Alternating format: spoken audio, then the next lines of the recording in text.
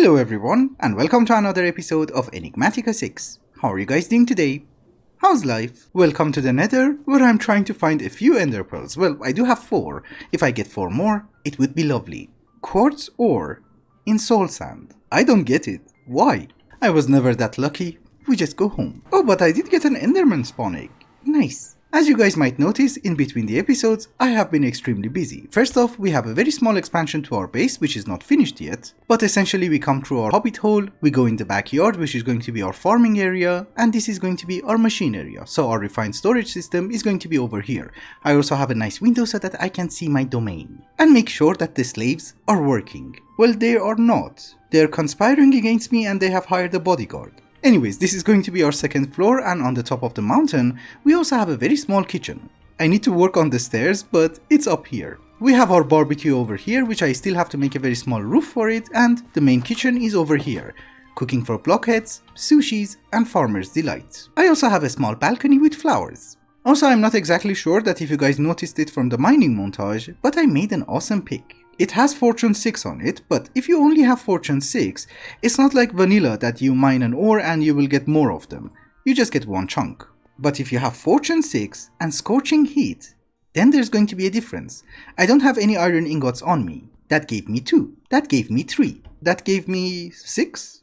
Okay. And that gave me 3 more. I really think it's a perfect combination. You mine the ore, you convert it into ingots, and you get much more. So from like 4 pieces of iron, I got 14. That is almost ore quadrupling. And I think I can also do this? Yes. I basically just wanted to let you know that we are relatively filthy rich. The effect on coal, as well as redstone, is crazy. Well, that's only 4. That is 6 more. The best one is appetite, look. That is 18, 12, 18, and I think that was 1 stack. And now that we are filthy rich, we're going to start working on our mob farm. If you guys remember, last episode we made a very small automation for getting liquid meat as well as pink slime. Because we do have a Tinker's Island next to our base, and that is continuously going to spawn slimes, more so during the night. And since in this mod pack we do not have the mob grinding utilities, we have to go with mechanical dirt. This guy, which I have never used, but we need liquid meat in order to make it. So let's make it. If I want to have a decent sized mob farm, it should be at least 7 by 7. So we need 49 of these guys. Oh, that's expensive. Out of everything that we were supposed to run out of, I was never expecting wood. Well, I think this is going to be the recipe, so we can lock it. This ender tank is going to be for liquid meat. We just extract it to the dissolution chamber, and in order to supply it with ingredients, we're just going to have a hopper and dump all the garbage inside. We have our first one. That is great. But just in case, let us try to make sure that the quests also count. Oh, I need the latex system. We are making plastic using thermal expansion, so I did not make the industrial foregoing version, but it's okay. I will do that really quick. Fluid extractor, latex processing, and I think you also need a dissolution chamber. I hate you. Well, I'm guessing it doesn't really hurt to have more than one, because I think we need like 3 or 4 of them for different fluids. This system with the slime island is not working very well because we're not getting that much liquid meat. The problem is, I'm not exactly sure how much liquid meat we need in order to operate this mechanical dirt. It has an internal buffer of 4 buckets and we're not generating that much, and we need 49 of these.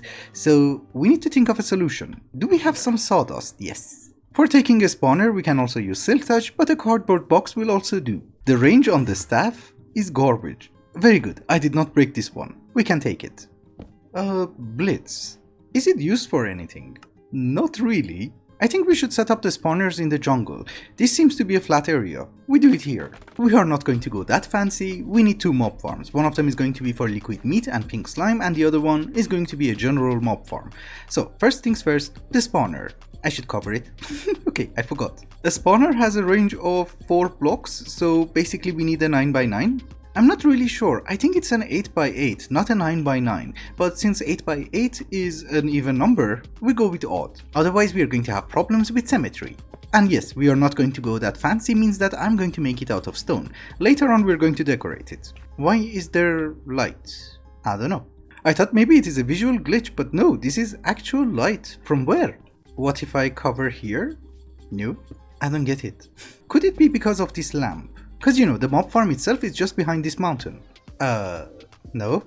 same problem. Should I make it thicker? Well, that did move it by 1 block. But one thing that we should remember is that the radius of the spawner itself is 4 in one direction and 3 in other directions, so maybe we're just lucky. We just remove you and run. And close it.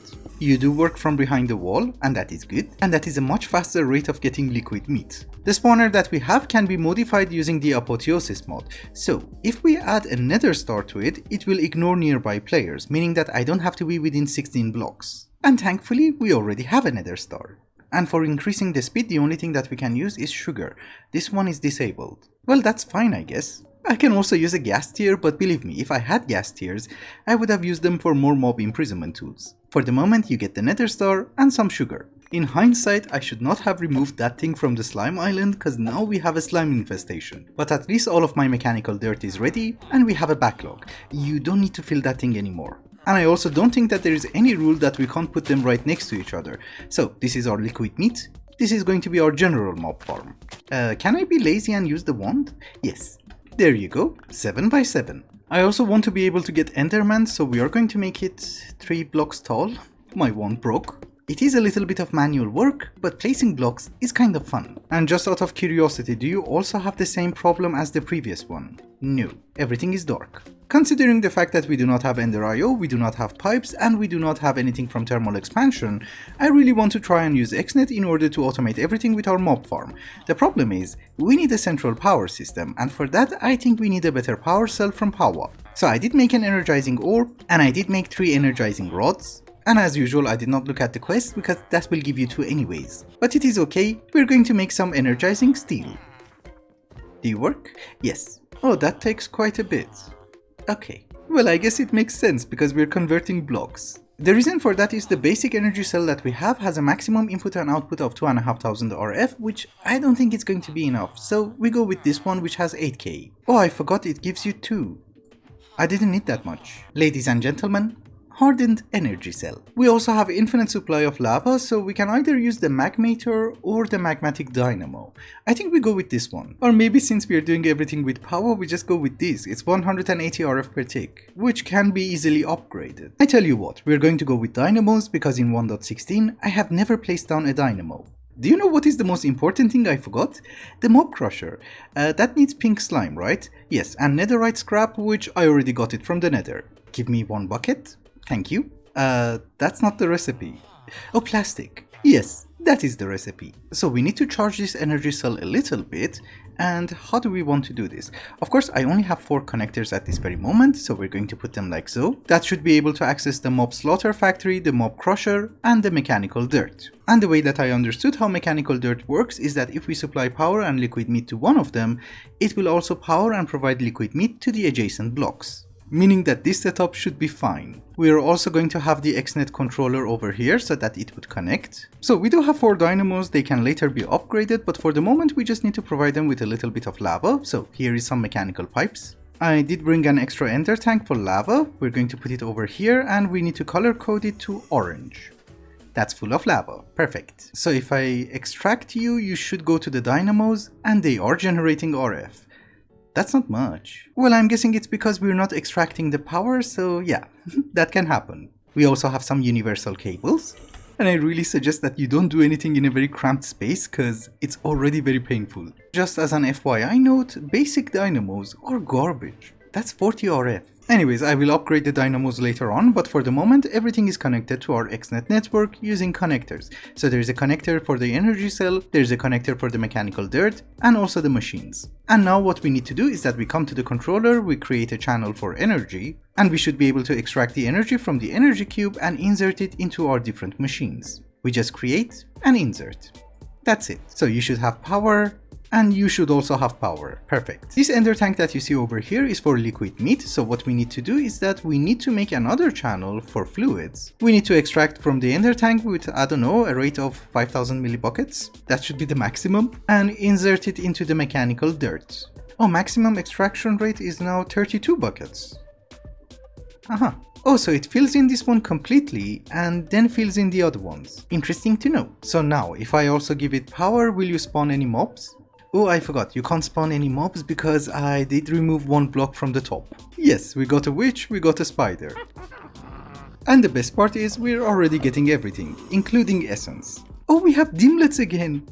Nice! But that is essentially how it's going to work. Now we need to organize the loot. We did not have to go that crazy with the production of liquid meat and also with the energy cell because they do not consume that much liquid meat and they do not consume that much RF. It's filling in very slowly because we are not generating that much and we are trying to fill in 49 different blocks. But just in case, I also brought some augments for the dynamos and that should increase the RF production. Yes, now it's 80. Of course we can go higher than that, but I don't think it's going to be needed. So far, this is the loot that we're getting and I'm not going to complain because my main shortage was ender pearls and we have plenty. Also, the RF Tools Dimension mod has gone through an update and now we're getting dimlets again. I don't want to keep them because they're very random and besides, all the parts can be crafted, so I'm not too worried. I think we are just going to keep the lost knowledge. That's it. These two bottom rows are going to be the items that I'm going to keep, so let me get a few drawers and I'll be right back. I have placed down the drawers and thankfully it's very symmetrical. Also for excess items, I did not install void upgrades at this very moment. We do have a trash can and also an ender tank over here for essence. The way that I have set it up is actually not that complicated. We are extracting the items from the mob crusher and we are inserting it into the drawer controller with a priority of 10. Same for the trash can, but that has a priority of 0, meaning that everything that we are extracting from the mob crusher will first go to the drawer controller and if there's no space for it, it will be voided. And just to summarize everything, these two buildings that you see over here are giving us liquid meat, pink slime, essence and all the loot. But I need to go on a very small adventure to find a few items, and for that, I need some utilities. And by utilities, I just mean a few trinkets from Botania, so let us generate some mana. I do understand that a lot of you guys don't really like Botania, but it's okay, we're going to go really fast. The recipe for the Floral Fertilizer has not been changed, and that is good. Magneto. I love Magneto. So wait a minute, I can have a built-in magnet? Ew. So you just right-click with an empty hand. That's very nice. So how many can we make? Not that much. I do have a lot of red dye. So the question is, how many can we make? 60. Actually, now that I have made that mistake, we can make a little bit more. So I really hope that we get some brown ones. We got one and that is all we need. And we are not going to talk about the fact that I'm picking up flowers. Very good. Actually, instead of doing this one by one, can I vein mine? Yeah. So ladies and gentlemen, let us speedrun a little bit of Botania. Petal Apothecary, Pure Daisy, Living Wood, Living Rock, Mana Pool, Mana Spreader, a Purple Wand of the Forest, Endoflame, and of course more Endoflame. By using a redstone torch, a pressure plate, a dropper, one open crate, and a hopper, we can have a very garbage mana generation system. Now that we have a little bit of mana, we can get Mana Steel, Mana Pearl, and Mana Diamond. Therefore we should be able to make the Runic Altar, and start crafting some runes. Rune of Water, and I'm going to make 2 sets. Rune of Fire, Rune of Earth, Rune of Air, Rune of Mana. It was just for the quest. And of course, the Rune of Spring. And since I also forgot the Rune of Summer, here is the Rune of Summer. And we're kind of out of mana. But in any case, I think we have everything we need in order to make the Hand of the Ender, the Sojourner's Sash, a Band of Mana, Benevolent Charm, and Pyroclast Pendant. So now the problem is, do we have enough mana? I know that we don't. It's not that much, but I did gather a few, yes, 3 of them. And that is a teeny tiny bit of mana. So for those of you who don't know, if we wear the Sojourner's Sash, we can walk faster and we can jump higher. And we also get Step Assist, which is really neat. If I wear the Pyroclast Pendant, I'm not immune to fire, but if I catch fire, it will be off very soon. The moment that I step out. The Benevolent Charm is going to be very useful because if there is an explosion or a creeper, the blocks will not be damaged and we will absorb it. And the Hand of the Ender is basically an ender chest, which you can open.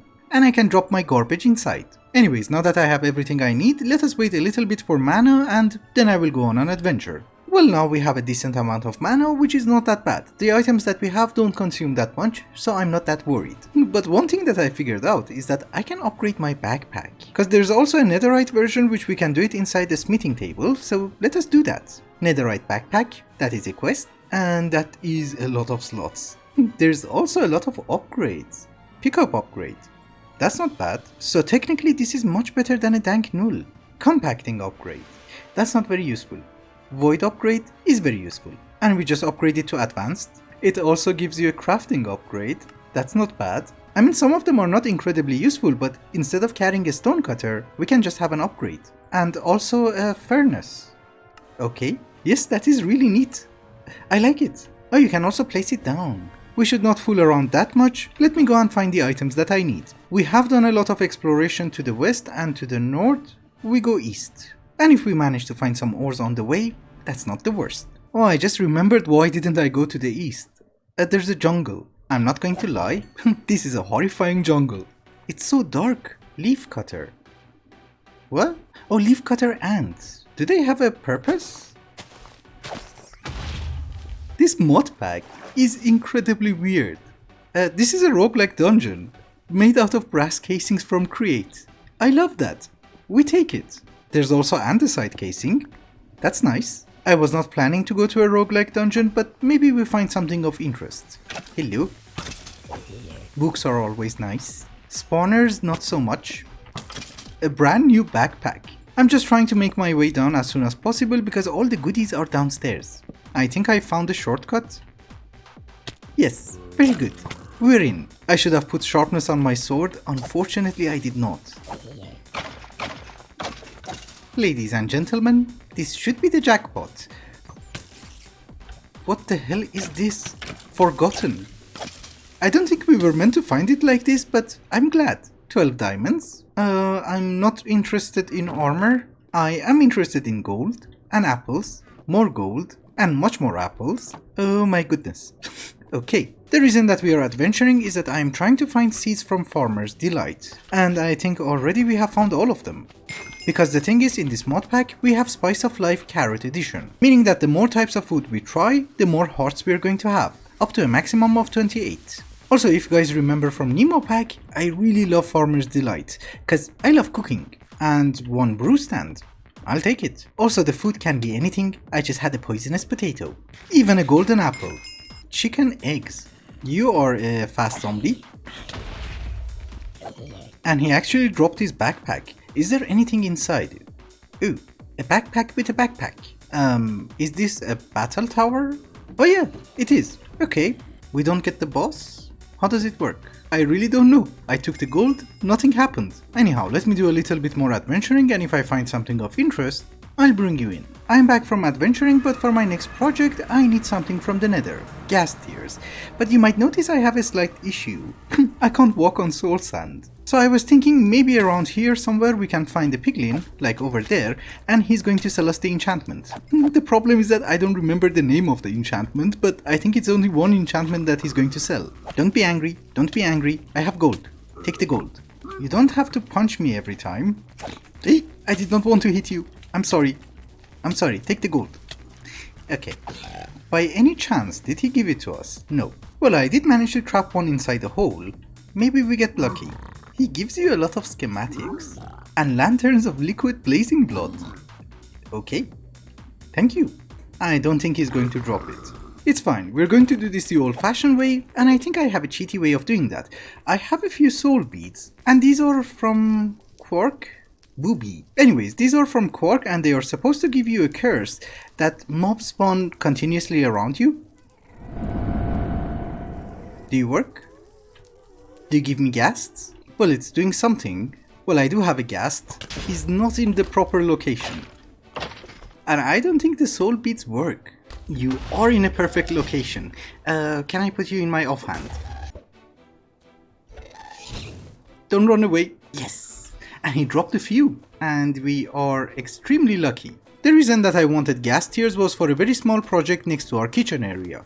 If you guys remember, in Nemo pack, we did not have industrial foregoing, so I had to breed the animals manually, harvest the crops manually, and cook manually. I have no problem of cooking manually because I love cooking, but I don't really want to work for my food, and therefore, we have an animal breeder. We can choose which animal we want, for example sheep. They will spawn, they will funnel towards here, and we can just whack them.